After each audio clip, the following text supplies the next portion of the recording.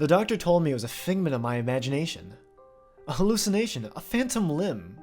Cut off, but the ghost of the feeling remains. The doctor tutted and prescribed me a different pill. I've lost count of how many pills I've tried. There was a yellow one, and the red and white capsule, and the green one. And they've succeeded in giving me inconsistent nausea and hair loss, but they haven't taken my girl away. My doctor told me to talk about it, to tell people. And who the hell am I supposed to tell something like this? My last friends abandoned me when Sylvia left, and it's late here. Where to start? When there's so much to tell. At the beginning, I suppose, it's always a good place. We thought we'd had it made when we moved into the suburbs. We had well-paying jobs. Fluke or competence had saved us when the waves of cuts hit around 2010. For once in our lives, money wasn't a problem. 8 years later, we had Annabelle. Belle for short. She was our little angel. Parents out there will know. A child shifts the center of gravity of your life. The move was good for her. Good for us. Away from the hustle and danger of the city. Busy streets, missing children, the sticky hands and staring eyes of a sexual predator. It wasn't the house of our dreams, but it was close enough. A lawn for the balmy summer months, a fireplace for the chill of the winter. Space for us to grow into, especially for a young girl. It came fully furnished, and it was a steal. A distressed sale, our agent called it. At least a tenth of what a similar property would set us back. The euphoria and novelty lasted me till the first night. Sylvia was asleep next to me. The moonlight sparkled off the fine hairs on her bare shoulder. We shared a celebratory drink after dinner, and then another after that. And I was lying in bed, basking in the warm glow of alcohol when I first heard it.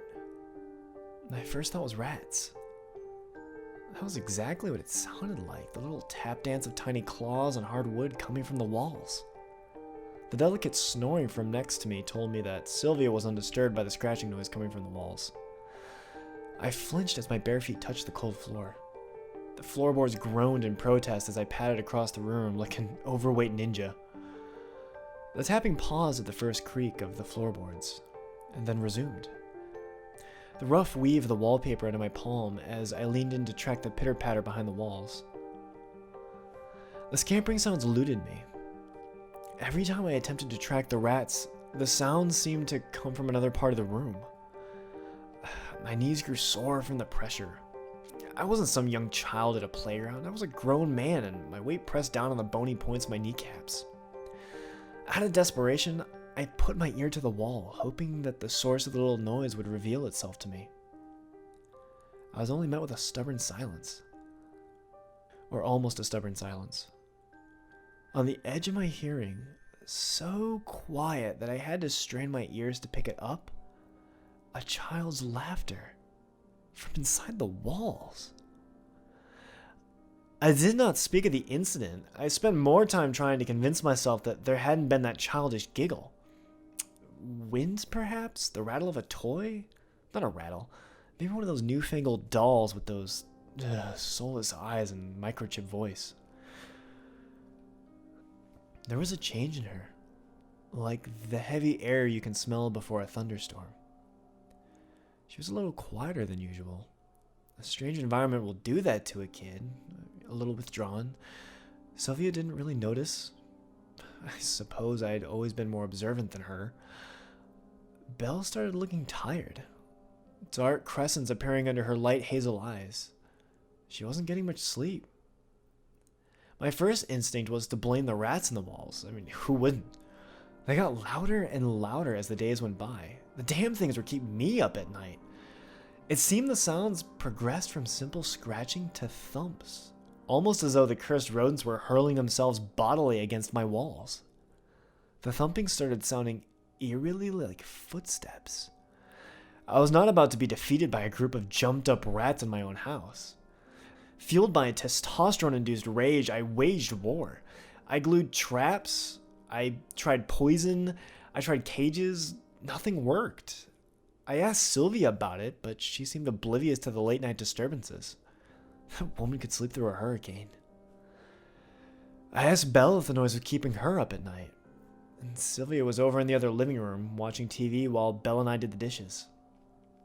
She just looked up with those big eyes of hers. The other children want to come in and play, but they can't open the door. The girl always had an overactive imagination, but this one hit a little too close to home for me. I felt the unfamiliar prickle of goose flesh on my arm. You mean the door to the house? I asked, keeping my tone deliberately playful. I mean, it was a game. Just another one of her little games. I had imaginary friends at that age. Why should my own child be any different? No, Daddy. The door behind the cupboard. We were up in her room. The opening theme from Desperate Housewives floated up through the floorboards, a world away. I thought I'd humor my little girl, but there was something deathly serious in her tone that I couldn't shake. I reached back around the standalone wardrobe and felt nothing more than the smooth paint in the wall. There's no door here, honey. Look closer, she insisted. I held up my cell phone for light, still playing along. There was something strange in that palm width of space between the cupboard and the wall. A discoloration of the wall, perhaps? Something darker in the shade of the wardrobe? The hard edges of the wardrobe bit into the soft flesh of my fingers. I put my back into it and the piece of furniture gave ground, but grudgingly. And there it was. A door behind the wardrobe, just as Belle had said. Not any door, though. I ran my finger over the smooth surface of the wall, and just a painted one. So convincing were the brushstrokes on the door that I had to touch the wall again to tell myself it wasn't real. How'd you know this was here, baby bear? I asked. The other children told me. From school? As far as I knew, she hadn't brought any friends home before. No, Daddy, the children from behind the door, she said. I looked into her tawny eyes, hoping to spot some twinkle of mischief there. There was nothing. Nothing there but an innocent earnestness. I lay in bed that night, studying the cracks on the ceiling. My heart pounded hard in my chest, a heavy bass line above the distant rumbling of the heating. My daughter's words had unsettled me in a strange way I could not pinpoint.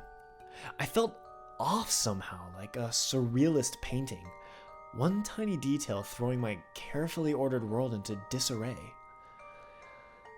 I took deep breaths, trying to drive away that strange tight fear in my chest. The odd painted door, a mural of some sort? Why was it still there when the room had been so clearly repainted? The thumping of the rats in the walls sounding so much like little footsteps. The children from behind the door, she said. I rubbed at my forearms vigorously, trying to press the goosebumps back down into my skin. That's when the thumping started again. Not rats, I realized. Not rats at all. Footsteps. The light bounce of a child. I crept up to my wall again, pressing my ear against the wallpaper. And there was laughter there. Soft and faint. Not the laughter of a single child. Children. Their happy footfalls beating a rough drumbeat on the wooden floor. There was someone else in there with my daughter. My heart jumped. I felt the chill in my veins as I rushed out of my room and tore down the corridor. The silvery light of the moon shone through the window. It gave everything an odd, flat look without contrast. Belle's room was only a few feet away from the door to our bedroom, but my chest heaved deep, body-shaking breaths. I could still hear them faintly through the door and the thud of feet on the floor. I steeled myself. It was nothing. Sound traveled strangely through these old homes. Echoes, maybe. She was just talking to herself in her sleep. The stress of moving, perhaps. Suitably calmed, I turned the doorknob slowly. There was a conspiratorial shush from the other side of the door, and silence descended like a shroud. I gave the door a gentle push. The room was dark and quiet. The moonlight crept into the room. My daughter was standing there just behind the door. a still figure against a dark background. The shock took the strength from my legs. I backed away a little quicker than I meant to. She just stood there, swaying slightly. Thin white crescents showed from under her hooded eyelids. Her lips were moving almost soundlessly. I leaned forward, straining to make out what she was saying, and it slowly became clear. One sentence, over and over. All the doors are open now. All the doors are open. And from behind her, in the shadowed room, the quiet click of a door shutting. Belle didn't recall a single thing the next morning. She could sense my frustration and fear as I quizzed her about the night before. Dark circles framed puzzled eyes in her pale face. She hadn't slept well last night either. Sylvia took her to school. I hadn't broached the topic with Sylvia yet. There was still some time before I had to leave for the office. I crept back to my daughter's room, feeling like a thief in my own empty house. I stood in front of that strange painted door for the second time in as many days. I ran my fingers around its edges, remembering the strange sound of the door shutting from the night before. Its edges were wholly contiguous with the wall. I pulled the wardrobe out further, putting my entire frame between the wardrobe and the door and leaning into it. There was no give, no yielding of the door. It was just painted over a wall as solid as any other. I was about to go when I heard an unfamiliar rasp under my foot. The floor was gritty with some kind of dust. I knelt down and pinched some of the dust between my two fingers. All the doors were open now. My daughter's dreamy voice in my ear. My memory of it was so sharp. It seemed that she was right there whispering it. How odd it was for the dust to be pink. Of course it would be. It wasn't dust at all. It was paint. Paint from the wall. Things didn't get better. The gambling footsteps continued at night, unabated.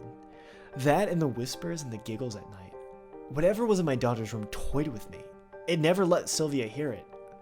I would stay up, waiting to wake my wife up just in time to hear it, only to be met with a stubborn silence.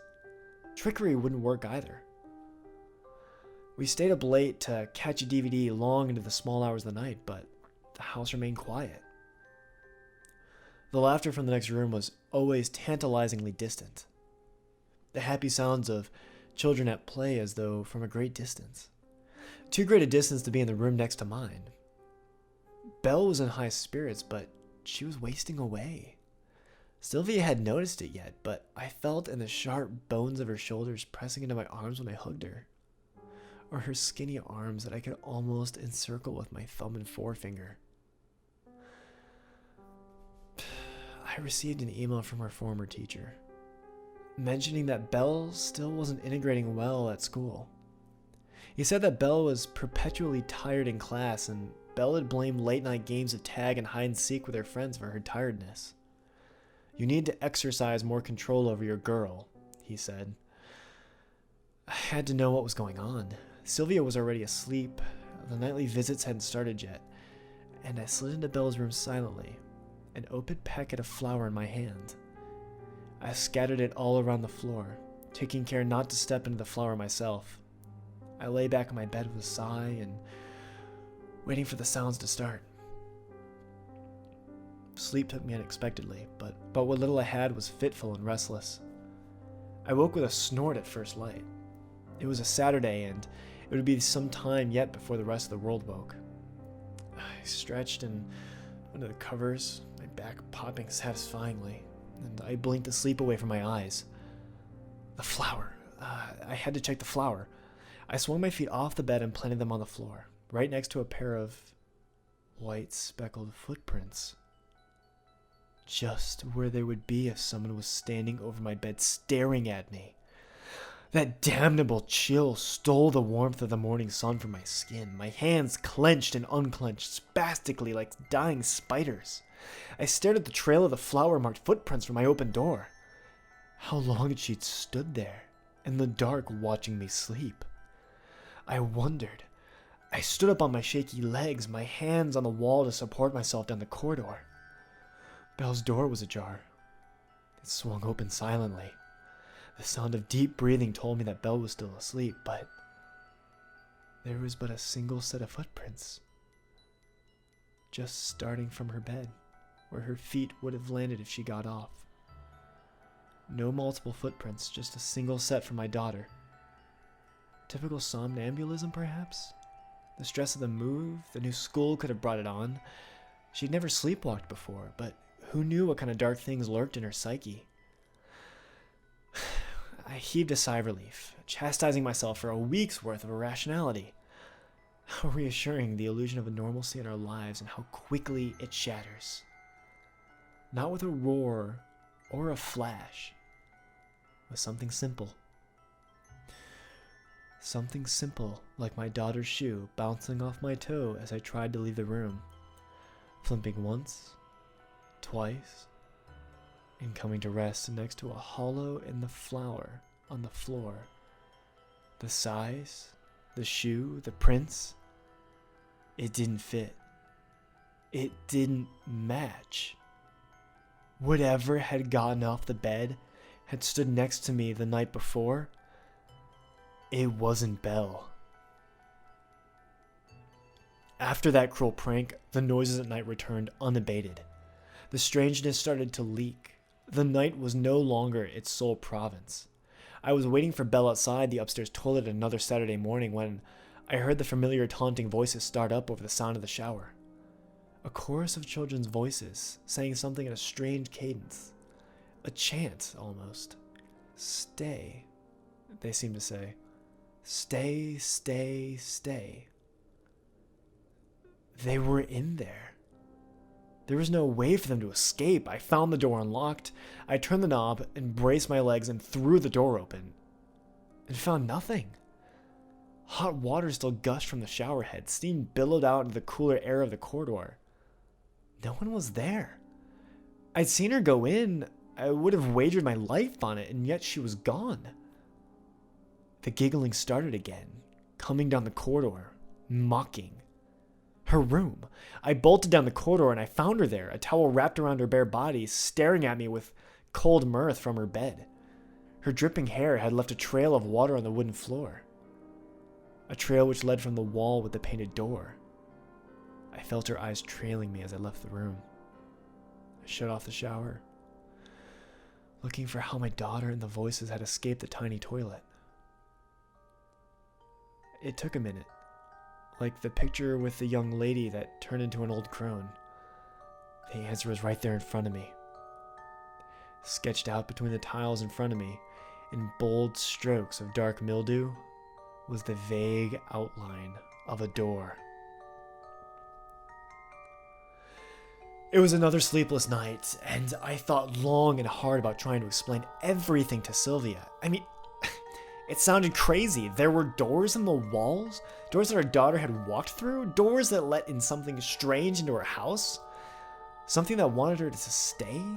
The thought lingered in the back of my head like a suppurative scab, itchy, red, and raw. Sleep would not come easy, and I was contemplating a little chemical assistance to aid me along my way when I grew aware of a soft sliding sound. Movement caught my eye, and I saw a slim figure slowly shuffle by the door to our bedroom. Belle? I called out to her softly. She didn't break step. And what a step it was. A stiff-armed and a stiff leg marched down the corridor, her feet scraping over the wooden floor. Belle, I called out a little louder. There was no response. I got out of bed and tiptoed to the door. The door to the toilet clicked shut softly, and I followed. The lights revealed an empty corridor. The toilet door yielded with a squeak of complaint, and the silence was thick and cloying. It seemed that no sound would carry through the air. The light clicked to life in the toilet. Shadows leapt and danced with its first few flickers. The shower curtain swayed. The draft I'd let in when I opened the door, I told myself. It did not help. I chided myself for my childish fears, but the flutter in my gut remained. I yanked the curtain aside roughly, my other hand balled into a fist to protect myself. From what? My daughter? But nothing awaited me on the other side of the curtain. Nothing but the strange outline of a door etched into the line of the tiles. I heaved a sigh of relief. Perhaps the lack of sleep was getting to me, my fears spilling over into waking dreams. The calm was short-lived. I heard another door slam shut. Downstairs. A series of childish titters carried up through the floorboards. I bolted downstairs. Again, the lights revealed nothing. Almost nothing. The huge throw rug that had come with the furnished house had been tossed aside. There, hidden under it, was another door, scratched into the parquet flooring. I felt sick to my stomach, thinking of the days we'd spent on the couch with our feet on that hideous thing. I ran my fingers around the thin grooves of the scratch marks. The door felt cool to the touch, cooler than the surrounding wood. The same feel of the front door, guarding against the winter chill. Whatever it was that the door had guarded against, it was cold. Very cold. The laughter started again, taunting, mocking. I heard the creak of my daughter's footsteps on the stairs to the basement. The light of the living room seemed to shy away from the depths of the basement. I could make out Belle's outline just where the light of the living room met the darkness of the basement. The light switch was at the foot of the stairs. The steps sang under my weight. Belle didn't turn around. I reached out to grab her shoulder. Her bony shoulder was icy cold. I pulled her towards me. I could just nearly see her face. Something blotted out the light, and I blinked at the silhouette at the top of the staircase. "Daddy, why are all the lights on?" Belle's voice. Oh God, Belle was at the top of the stairs. I felt the light caress of fingers on my hand and the girl in front of me. Her fingers on mine, her voice was a hoarse whisper, as though forced from a throat long turned to dust. "She's ours now," she giggled and twisted away from my grasp, vanishing into the dark. The dark space from the house suddenly filled with the patter of feet on the dusty floor. 2 pairs, 3 pairs, until it seemed an entire legion of light feet were dancing on the floor. The sound was deafening in that confined space. I reached forward and thumbed the light switch, only to be greeted by the silence and slowly settling dust. Something was wrong with the wall again. I already knew what to expect. With the sweep of my hand, I cleared the dust from the wall. And just as I expected, another door. This one a huge set of double doors, painted on the wall with a garish color. Just before I left the basement, I saw the clean circles on the floor where the opening door had swept the dust away. We had to go. There was something dark in this house, something wholly unnatural about those strange painted doors. I sprinted up the stairs. "Grab some clothes," I told Belle as I passed her. I did not stop to see if there was a shred of understanding in her blank eyes. She turned and followed me silently upstairs. I shook Sylvia awake roughly. 4 weeks to the day we had moved in, and we were fleeing our own home. She blinked the sleep from her eyes, and in hushed tones, I tried to explain the situation to her. The painted doors, the sounds of the children, the danger we were all in. Her expression slowly changed from sleepy bewilderment to one of disbelief and annoyance. She told me that I was overreacting, that the stress of the move and our job was taking its toll on me. We would talk about it in the morning, she said, get help from a doctor if we needed to. I grew increasingly agitated at her apathy. I begged her to humor me just for one night, for our family to shift to a motel for a single evening. Our conversation grew heated. All this was cut short when Belle reappeared at her doorway. Her hair was wild, her eyes burning with some inner fire. "You should go now. All the doors are closing soon. I must stay with them." Her voice was toneless, the flat delivery of an atheist reciting a litany. Sylvia gasped. Having her daughter acting as strangely as her husband tipped her over the edge. Weeping, she rushed forward and held Belle close to her. "You're not going anywhere. This isn't real. Daddy's sick. He's made you sick too. You and I will get away from here. Get away from Daddy." Those words felt like physical blows. I felt sick. My wife started pulling at Belle's hand, trying to move her. Belle stood fast, and there was nothing my wife, even with her advantages in height and strength, could do to shift her an inch. Sensing their prey about to evade them, the things in the house grew restless. Our room filled with the sound of feet on the floor, the sound of the little feet running up and down the corridors. With a squeak, Sylvia pulled the door shut and leaned against it. The door shuddered on its hinges as unseen things flung themselves against it. Unsuccessful, the house grew silent. Sylvia stood at the doorknob. I shook my head, stepping off the bed. I had just gotten onto my feet when a new horror showed itself. Our wall was stretching, distending like a boil, bulging obscenely towards us. There was a door in our room, under the wallpaper. It had been there all along. Sylvia began to sob, big hiccuping coughs, sobs of fear. We heard the tearing sound of the glue ripping off the walls. The blister on the walls took shape. I saw the hard edges of the door pressing, straining against the wallpaper. And behind that, the sharp points of fingers pressing outwards. Many, many pairs of hands, and then a rip. Pale finger burst through the thick wallpaper, and it hooked downwards and began to tear with the fabric. Sylvia and I were transfixed by the sight, paralyzed by fear. Sylvia screamed as Belle tore herself free from her mother's grasp. Belle took a step forward and placed her hand on the light switch. And in that moment, I saw my daughter again. For the last time. And her eyes sparkled with tears. Don't look. You don't want to see them. I love you. And with a flick of her wrist, she plunged the room into total darkness. The sound of the wallpaper ripping was very loud. The temperature in the room fell. It felt larger somehow, that we weren't in the bedroom of our own home anymore, but in some vast empty space. A chill wind blew, and it smelt of dry dust. When the wind died down, we were alone in our room. And our girl was gone.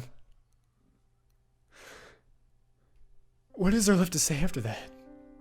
I mean, we did what we could. We moved into a hotel. The police came. They looked for prints. They asked questions. They took pictures. They broke down the walls behind the doors with their hammers. Nothing. The detectives came, and they asked more questions. Hard questions sometimes. They took me away for a while. The doctors came. They cajoled and counseled. They asked me about my parents, about our family, if I had ever hurt my daughter. The doctors found nothing wrong with me. The cops found nothing in my house. The detectives found nothing false in our story. And they let me go. Sylvia and I stayed with our parents for a month. Belle's disappearance ripped a hole in our lives. We tried. Some things just don't heal right. And others just don't heal at all. Things weren't the same. The split was amicable, and we just drifted. No arguments. No fights. Just a slow death of the love that had once bound us. And what then? Well, I came back here. And there was nowhere else I could go. The first night was the hardest. The bedroom was out of the question. I spent the first night on the couch, hugging a bottle of Jack. And it was midnight when the laughter woke me. They were still in the house. Through the tinkling of the laughter, I could pick out just a single voice. A father never forgets the voice of his child. The doors were gone, but they were still there. She was still there. I'll stop here for tonight. I can hear her again. And she sounds happy.